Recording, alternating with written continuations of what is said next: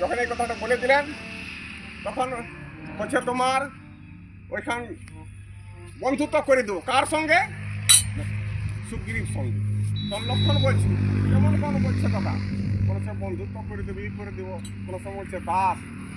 তো লক্ষণকে এদিকে ডাকে, শুনো লক্ষণ শুনো, ওইদিকে নিয়ে যেয়ে করে বলছে লক্ষণ শুনো, যদি ইনার বন্ধু হয়ে যায় ওনার সঙ্গে তাহলে ওই দাসের কুর্সিটা খালি হয়ে যাবে, তখন দাসের ভ্যাকেন্সিটা আমি হয়ে যাব, আমি তখন দাস হয়ে যাব, আমি আপনার তখন দাস হয়ে যাব। আচ্ছা ঠিক আছে, তাহলে কী করে আমরা তাহলে ওখানে কী করে যাব? তখন তোমাদিকে আমি আপনাদিকে এই পিঠে করে নিয়ে যাব, পিঠে করে নিয়ে যাব। পিঠে করে তুমি নিয়ে যাবে? পিঠে তো বড়া যায়, আলুর বড়া যায়, চালের বড়া যায়, আর পিঠে তুমি নিয়ে যাবে? দেখুন পিঠে করে কি করে নিয়ে যাবে? তখন বলছে যদি ভগবান আপনি ধরেন আমাকে তাহলে আপনি তো ছাড়বেন না, আর আমরা যদি ধরি তাহলে তো ছেড়ে দিই কোনো সময়। সেই জন্য ওনাকে তারপরে নিয়ে এলেন ঋষিমুখ পর্বতে। ঋষিমুখ পর্বত আনার পর ওনার দিকে বন্ধুত্ব করান দিলেন, দোস্তিয়ারি করান দিলেন।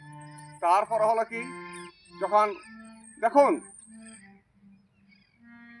হনুমান কথাটা পর সুগ্রীবের কথাটা রামচন্দ্রকে বলে দিলেন, আর রামচন্দ্রের কথাটা সুগ্রীবকে বলে দিলেন। যে যেটা জানে সে সেটা বলতে পারে, অন্য জিনিস কি করে আমরা বলতে পারবো? মনে করি বৃন্দাবনে যে গায়করা, বৃন্দাবনের লীলাটা উনি ভালো করে বলতে পারবেন। তারপর হলো কি, উনি বলছেন তাহলে যখন বন্ধুত্ব হয়ে গেল তারপরে বলছে